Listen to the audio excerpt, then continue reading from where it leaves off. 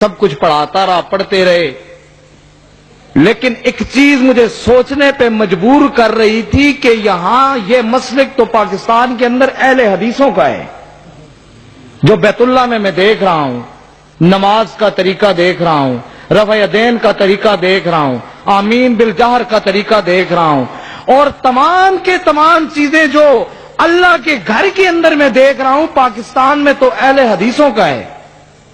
اور بہت ہی غلط نظریہ ہم لوگ رکھتے تھے اہل حدیثوں کے بارے میں، کبھی سنا بھی نہیں تھا اہل حدیثوں کو، دیوبندیوں کو پھر سن لیتے تھے، کیوں کہتے تھے کوئی بات نہیں ہے، وہ بھی حنفی ہیں ہم بھی حنفی ہیں، سیم ہے، سیم سے شرک در شرک ہے، کوئی بات نہیں، سن لیتے تھے۔ اہل حدیثوں کو کبھی نہیں سنا تھا، کبھی گئے ہی نہیں تھے، لیکن یہ بات ہمارے سامنے اکثر رہتی تھی کہ یہ طریقے اہل حدیثوں کے ہیں۔ پھر جب ہم مدینہ پہنچے، مکہ سے مدینہ کے اندر دیکھا، ساری زندگی کی یہ حسرت رہی ہے اور پڑھتے رہے تھے، دکھا دے مدینہ، دکھا دے مدینہ، وہ کیسی بستی ہے جہاں ہر وقت تیری رحمت برستی ہے۔ جب مدینے پہنچے، مدینے کو دیکھا اور پھر کملی والے کے روزے پہ حاضری دی، حاضری جب دی تب بھی پتہ چلا کہ یہاں بھی تو وہی طریقہ ہو رہا ہے جو پاکستان کے اہل حدیثوں کا ہے۔ ہمیں کچھ کرنے نہیں دیا جا رہا تھا، میں نعت پڑھنے کے لیے کھڑا ہوا، مجھے وہاں پہ سیکورٹی والے نے روک دیا، کہتا ہے مولوی صاحب نہیں، پاکستان ایران، میں نے کہا پاکستان، کہتا ہے پاکستان بریلوی دیوبندی، میں نے کہا بریلوی، کہتا ہے ہاں پاکستان بریلوی دیوبندی کل مشرک۔ ناراض نہ ہونا میری بات سے، اگر کوئی دوست رہا ہو، وہ بات کر رہا ہوں اللہ کے گھر میں ممبر رسول اور بیٹھ کر جو مجھ پر بیتی ہے۔ اس نے کہا کہ پاکستان بریلوی دیوبندی کل مشرک، میں نے کہا مواعد، کہتا مواعد اہل حدیث پاکستان۔ اس نے ایک فکر دے دی مجھے نبی علیہ السلام کے روزے پر، میں سوچنے پہ مجبور ہو گیا کہ اس مسلک کو اسٹڈی تو کروں، دیکھوں تو صحیح یہ مسلک ہے کیا، یہ لوگ کہتے کیا ہیں، دور تو ہم ان سے بہت ہیں لیکن دیکھ تو لیں۔ پہلے تو ہمارے دماغ کے اندر یہ بات ڈال دی گئی تھی کہ ان کی بات کو سننا ہی نہیں، کیوں؟ یہ کہتے تھے ہمارے کافر تو ہمیں یہی پڑھاتے آئے ہیں کہ باقی سب کو سن لینا، اہل حدیثوں کو نہ سننا۔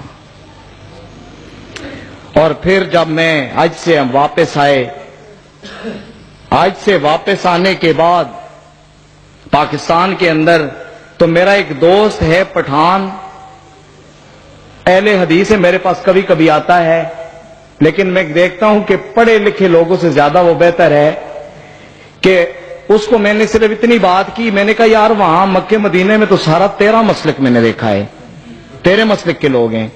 وہ کہتا ہے کہ آپ بڑے پیر ہیں، ہماری بات کو کب سنتے ہیں؟ اگر میرے ساتھ تم چلے جاؤ، ابھی مناظرہ ہو رہا ہے، کل مناظرہ ہونا ہے اسلام آباد کے اندر، تو وہاں پہ تمہیں پتہ چلے گا کہ تمہارا مسلک کیا ہے، ہمارا مسلک کیا ہے۔ کون آ رہا ہے؟ طالب الرحمان شاہ صاحب آ رہے ہیں، آپ سب لوگ جانتے ہوں گے، پروفیسر طالب الرحمان شاہ صاحب، مسلک کے حق، مسلک کے اہل حدیث کے بہت بڑا سرمایہ ہیں، وہ آ رہے ہیں، اور ساتھ انیب قریشی صاحب کا مناظرہ تھا۔ مناظرہ دو باتوں پہ تھا، مناظرہ ان دو باتوں پہ تھا۔ ہم نے یہ کہنا تھا، ہمارا یہ کہنا تھا کہ مسلک اہل حدیث گستاخ مذہب ہے، اور مسلک اہل حدیث کی یہ ثابت کرنا تھا کہ بریلوی عقیدہ کفری شرکیہ ہے۔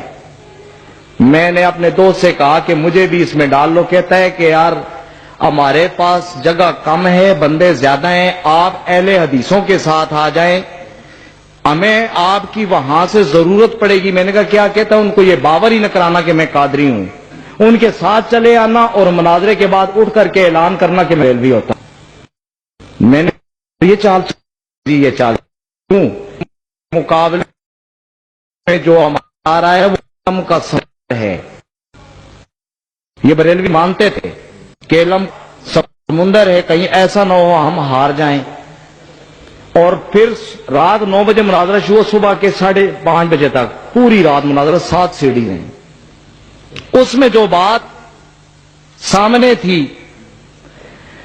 اس کے اندر جو پہلو سب سے پہلے سامنے آیا، علماء اہل حدیث نے یہ بات کی کہ جی آپ کی فلاں فلاں کتاب کے اندر یہ عبارات موجود ہیں جو کفر یا شرکیاں ہیں، اور میں 44 سال بریلوی رہتے ہوئے بھی میں نے ان باتوں پر غور نہیں کیا تھا. کیوں؟ اس لیے کہ ہم تو دیوانہ وار عقیدت میں تھے، نقص تلاش ہی نہیں کرتے تھے، سوچ بھی نہیں سکتے تھے. کیوں؟ ہمارے ذہن کے اندر یہ بات ایسی ڈال دی گئی تھی کہ سوچو گے تو گستاخ ہو جاؤ گے. وہ چند عبارات میں آپ کے سامنے پڑھتا ہوں جو کہ اس مناظرے میں تھی. پروفیسر طالب الرحمان شاہ صاحب نے کہا کہ لکھا ہے ایک صوفیاء بزرگ گزرے ہیں بریلوی کے، سب کے نہیں، محمد یارگڑی، اور وہ اپنی کتاب کے اندر دیوان محمدی کے اندر یہ لکھتے ہیں، گر محمد نے محمد کو خدا مان لیا پھر تو سمجھو کہ مسلمان ہے دغاباز نہیں. محمد یارگڑی نے یہ بات لکھی کہ اگر محمد سے مراد محمد صلی اللہ علیہ وسلم، کہ محمد صلی اللہ علیہ وسلم کو محمد یارگڑی نے خدا مان لیا تو سب مسلمان ہے دغاباز. میں نے یہ شعر اور پھر میں نے جب سے اس کے اوپر کیا اور پھر آگے اسی کتاب کے اندر صفحہ نمبر 135 پر لکھا کہ خدا کی پاک صورت کو محمد میر کہتے ہیں، خدا کی پاک صورت کو محمد میر کہتے ہیں، محمد بیک دورت کو خدایا پیر کہتے ہیں. یہ عبارت ایسے آگے چند جو اشعار دیوان محمدی سے، عہد احمد میں فرق نہیں محمدہ، عہد اللہ احمد محمد رسول اللہ، عہد احمد میں فرق نہیں محمدہ، اشاک یار رکھتے ہیں ایمان نئے نئے. اور احمد عہد احمد ہے لیکن میم کے پردے میں آیا. توجہ ہے؟ یہ دیوان محمدی کے شعر پڑھ رہا ہوں، صوفیاء کا کلام پڑھ رہا ہوں. عہد احمد ہے لیکن میم کے پردے میں آیا، پین کر یا کا پردہ مٹھن کی گلیوں میں. جب ان اشعار کو سامنے لایا گیا، ایسے اور بھی ہیں، نقل کفر نہ باشد بے شمار ہیں، پنجابی کے بھی ہیں. اس پر پھر ہم نے غور کیا کہ جو کلام ایسے صوفیاء کا ہم پڑھتے پڑھاتے آئے ہیں اور اس کو ہم نے عشق بنا رکھا ہے، یہ تو شریعتاً کفر ہے. اور پھر ایک اور بات اسی کتاب کے اندر لکھی ہے کہ معین الدین چشتی، سب لوگ جانتے ہیں، ان کے پاس ایک مرید آیا اور مرید نے آ کر کے کہا کہ مجھے بیعت کر لو، مجھے اپنا مرید بنا لو. معین الدین چشتی نے کہا کہ میں تجھے اپنا مرید بناتا ہوں، پڑھو لا الہ الا اللہ چشتی رسول اللہ.